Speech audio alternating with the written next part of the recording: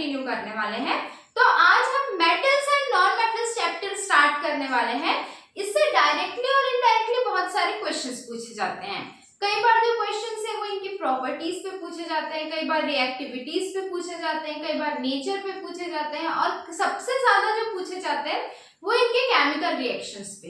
ठीक है, तो आज हम जो है स्टार्ट करने वाले हैं इनके फिजिकल प्रॉपर्टीज के साथ, एंड देन हम मूव ऑन करेंगे केमिकल रिएक्शंस में। केमिकल रिएक्शंस में मेटल का रिएक्शन जब हम एसिड के साथ कराएंगे तो क्या होगा, या बेस के साथ कराएंगे तो क्या होगा, या वाटर के साथ कराएंगे तो क्या होगा, इन सारी कंडीशंस को हम वन बाय वन डील करते जाएंगे। ठीक है, तो जो लोग भी चैनल में नए हैं चैनल को सब्सक्राइब कीजिए, लाइक कीजिए, शेयर कीजिए भाई। ठीक है, स्टार्ट करते हैं आज का जो हमारा सीरीज है वो मेटल्स के साथ हम आज डील करने वाले हैं। मेटल्स पहले कंप्लीट करेंगे, फिर नॉन मेटल्स पे जाएंगे। ये थोड़ा सा बड़ा चलेगा और इसी से कनेक्ट करके हम पीरियोडिक टेबल भी फिर देखेंगे।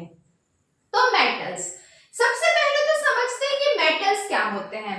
मेटल्स बिल्कुल वही है जिनको हम हिंदू में धातु कहते हैं। ठीक है, और सबसे कॉमन जो धातु जो मेटल है वो गोल्ड है, जिसको हर कोई जानता है, या सिल्वर है, चांदी है। सोना चांदी तो हर कोई जानता ही है ना, लोहा है, तांबा है, ये सारे के सारे क्या है भाई, हमारे मेटल्स है, हमारे धातु हैं। तो इन्हीं की प्रक्रियाएं, इनके धातु कर्म, ये सब के साथ हमको डील करना है। तो देखते हैं मेटल्स को समझते हैं कि थ्योरेटिकली क्या होता है। तो ऐसे सब्सटेंसेस, ऐसे पदार्थ जिनके पास इलेक्ट्रॉन डोनेट करने की कैपेसिटी होती है। क्या होती है उनके पास, कैसी क्षमता होती है कि वो लोग अपने से इलेक्ट्रॉन किसी को दे सके, डोनेट कर सके। ऐसे सब्सटेंसेस को हम क्या बोलते हैं, केमिस्ट्री की भाषा में, रसायन की भाषा में इनको हम मेटल्स बोलते हैं, धातु बोलते हैं। ठीक है, जैसे सपोज ये एक मेटल है, इसने क्या किया, इसने कुछ इलेक्ट्रॉन डोनेट किए। एन हम ये नहीं बता रहे कि 1 किया, 2 किया, 3 किया, इसलिए हमने एन लिखा है। इसने क्या किया, कुछ इलेक्ट्रॉन जो है डोनेट किया। अब भाई कोई किसी के पास, ठीक है, इलेक्ट्रॉन जैसे आप सबको पता है कि कैसा चार्ज होता है, नेगेटिव चार्ज होता है। इसके पास ऋणात्मक आवेश होते हैं, नेगेटिवली चार्ज होता है। तो अब ये क्या करेगा, जैसे ये न्यूट्रल है, ये जीरो है, समझ लो ये जो भी एक सब्सटेंस है वो, इसने क्या किया, अपने पास से एक नेगेटिव चार्ज निकाल के बाहर कर दिया, एक इलेक्ट्रॉन निकाल के बाहर कर दिया। तो इसके पास यदि एक नेगेटिव कम हो गया तो ऑटोमेटिकली इसके पास कैसा चार्ज आएगा, पॉजिटिव चार्ज आ जाएगा। तो मेटल्स के पास जनरली कैसे चार्ज होते हैं, पॉजिटिव चार्ज होते हैं, क्योंकि ये क्या निकाल देते हैं, इलेक्ट्रॉन, मतलब ये लोग जो है इलेक्ट्रॉन्स को बाहर कर देते हैं, डोनेट कर देते हैं, और अपने आप में पॉजिटिव चार्ज एक्वायर कर लेते हैं, खुद पॉजिटिव चार्ज जो है ये अपना बढ़ा लेते हैं। ठीक है, ऐसा बोल सकते हैं हम। अब यदि हम इसमें लिखा भी हुआ है कि फॉर्म्स पॉजिटिव चार्ज, तो मेटल जो है वो अपने आप में पॉजिटिव चार्ज जो है वो कैरी करते हैं। सोडियम मेटल का एग्जांपल लेते हैं, जिसका जो एटॉमिक नंबर होता है वो क्या होता है भाई, 11 होता है, सबको मालूम है।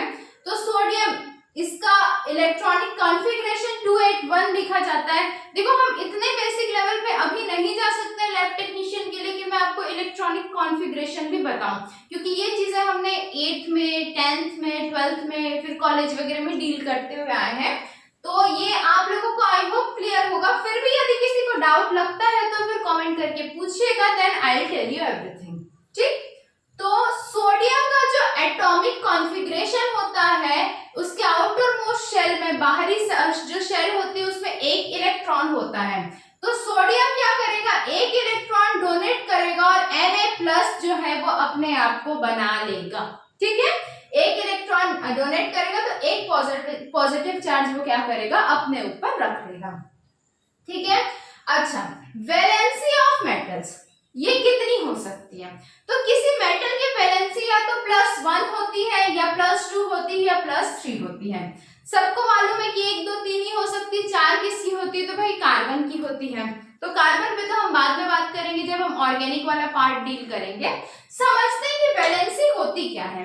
तो वैलेंसी ऐसी कैपेसिटी, ऐसी क्षमता होती है किसी मेटल की जो दिखाती है कि एक मेटल कितने सारे दूसरे सब्सटेंसेस के साथ कंबाइंड हो सकता है। सिंपल लैंग्वेज में यदि मैं बोलूं तो ये क्या होती है, कंबाइनिंग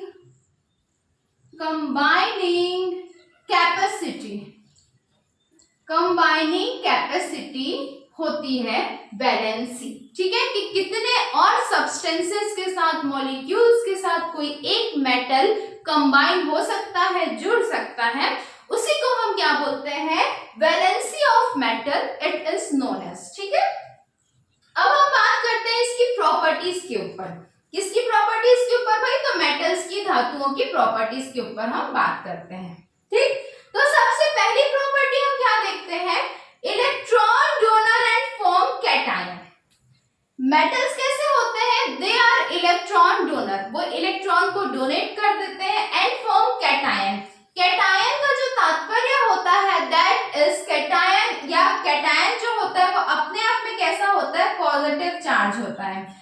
जिन भी ऐसे एटम्स जिनके ऊपर पॉजिटिव चार्ज पाया जाता है उनको हम कैटायन बोलते हैं। ठीक है, the metals which carries positive charge are considered as cation. तो मेटल्स कैसे होते हैं भाई, कैटायन होते हैं, क्योंकि वो नेगेटिव चार्ज को दूर भगा देते हैं और पॉजिटिव चार्ज एक्वायर कर देते हैं। ठीक, दूसरी प्रॉपर्टी पे हम बात करते हैं, second property of metal is, second property of धातु इज रिडक्टिव नेचर। इनका नेचर कैसा होता है, तो इनका नेचर रिडक्टिव होता है। अब भाई आपके मन में क्वेश्चन है कि मैम ये रिडक्टिव किस टाइप की चीज है, तो रिडॉक्स रिएक्शन के बारे में आप सब लोगों ने सुना होगा। ठीक है, इसको हिंदी में शायद अपचयन, उपचयन ऐसा कुछ बोला जाता है, जो मैं एग्जैक्ट क्लियर नहीं हो रहा है मेरे से, तो ये एक बार आप लोग देख लीजिएगा। तो रिडॉक्स रिएक्शन जिसमें रिडक्शन होता है और ऑक्सीडेशन होता है, तो बिल्कुल इसी रिडक्शन का रिडक्टिव नेचर है ये। ठीक है, इसका मतलब समझते हैं कि मेटल्स रिडक्टिव नेचर क्यों शो करते हैं। मेटल्स क्या करते हैं, अपने आप को ऑक्सीडाइज कर लेते हैं। अपने आप को ऑक्सीडाइज करने का मतलब है अपने ऊपर ये लोग पॉजिटिव चार्ज इंक्रीज करते जाते हैं। इनका ऑक्सीडेशन नंबर, ठीक है, ऑक्सीडेशन नंबर निकालना मैं आपको आगे की क्लासेस में बताऊंगी। अपना ऑक्सीडेशन नंबर जो भी एटम्स बढ़ा देते हैं, क्या कर देते हैं, बढ़ा देते हैं, उनको हम क्या बोलते हैं, ऑक्सीडेशन बोलते हैं। ठीक है, जब भी ऑक्सीडेशन नंबर इंक्रीज हो जाता है तो उनका ऑक्सीडेशन हो जाता है, तो ये सेल्फ ऑक्सीडाइजिंग होते हैं। और जो लोग अपना ऑक्सीडेशन करवाते हैं उन्हीं को हम रिड्यूसिंग एजेंट्स बोलते हैं।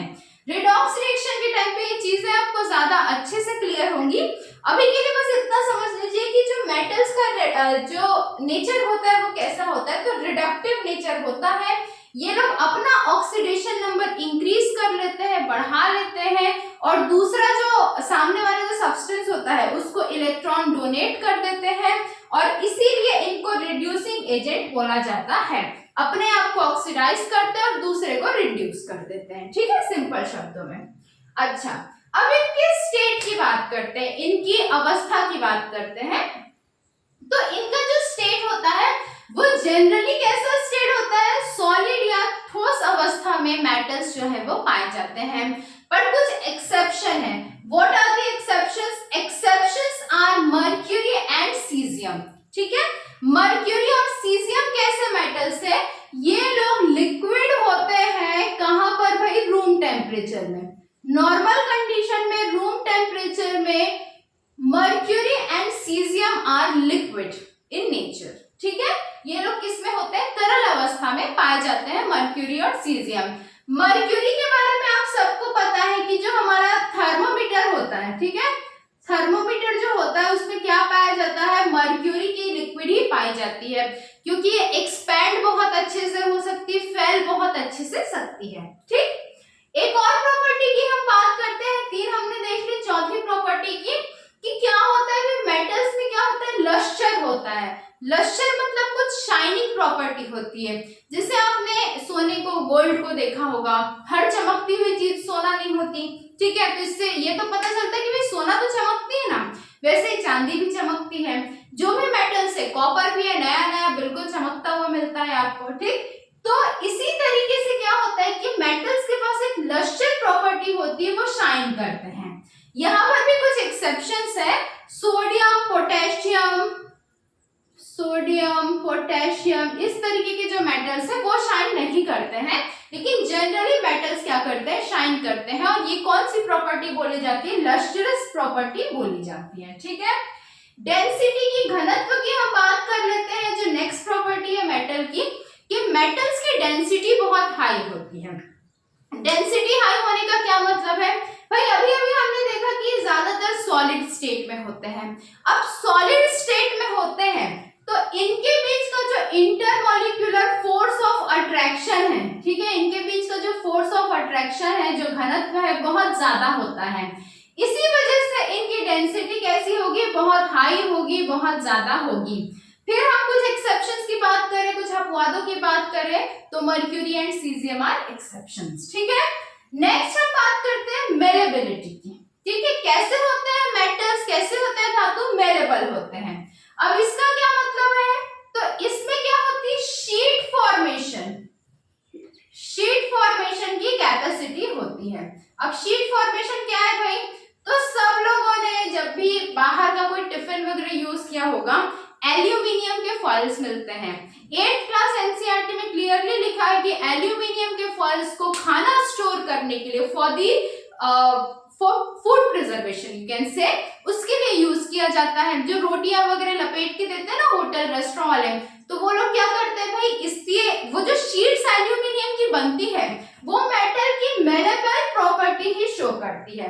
मतलब किसी भी मेटल को पतले पतले शीट्स में कन्वर्ट किया जा सकता है, and it is due to property of malleability of metal. ठीक है, गोल्ड के फॉइल्स होते हैं, इनके ऊपर एक्सपेरिमेंट भी किया गया है, गोल्ड फॉइल्स के ऊपर। ठीक है, मेरे ख्याल से रदरफोर्ड का जो एक्सपेरिमेंट है गोल्ड फॉइल के ऊपर है। इसके अलावा जो मिठाइयाँ वगैरह होती है उसमें सिल्वर की या गोल्ड की जो कोटिंग लगी हुई रहती है, वो भी सब किसकी वजह से होती है, मेलेबल प्रॉपर्टी की वजह से होती है। ठीक है, नेक्स्ट हम प्रॉपर्टी की बात करते हैं, तो नेक्स्ट है डक्टिलिटी।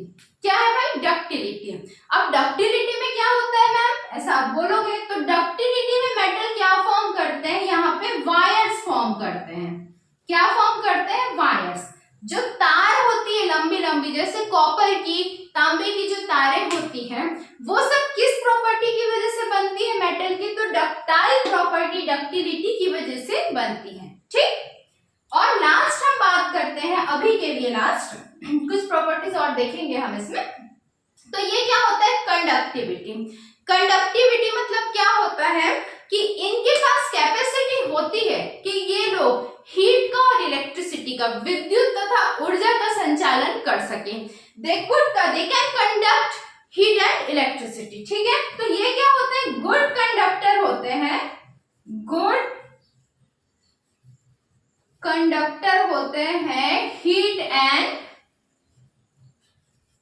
इलेक्ट्रिसिटी के। ठीक है, हीट और इलेक्ट्रिसिटी के गुड कंडक्टर होते हैं, उष्मा और विद्युत के सुचालक होते हैं। कौन, मेटल्स। ठीक, इसी की वजह से जो है हमारे जो वायरिंग वगैरह होती है वो उसमें मेटल, कॉपर वगैरह का यूज किया जाता है।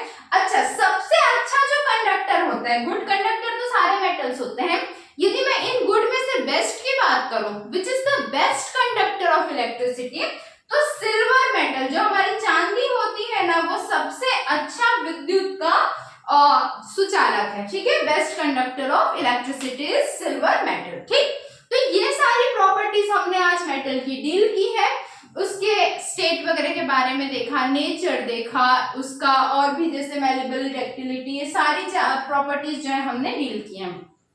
कुछ जो बच गई है वो मैं नेक्स्ट क्लास में आपको बताऊंगी, और फिर हम केमिकल प्रॉपर्टीज स्टार्ट करेंगे, रिएक्टिविटी सीरीज हमको देखनी है, सारी चीजों को 1 by 1 डील करते हुए चलेंगे। पीरियोडिक टेबल देखेंगे, उसकी प्रॉपर्टीज देखेंगे, metal, non metal, metalloids, actinide, lanthanide, सारी चीजें हम डील करते हुए चलेंगे। तो मिलते हैं अगली क्लास में, तब तक के लिए कीप स्टडीइंग वेल एंड हाँ, चैनल को लाइक करो, सब्सक्राइब करो, शेयर करो भाई, कंजूसी नहीं करना है। ठीक, चलो मिलते हैं, okay, bye bye, take care.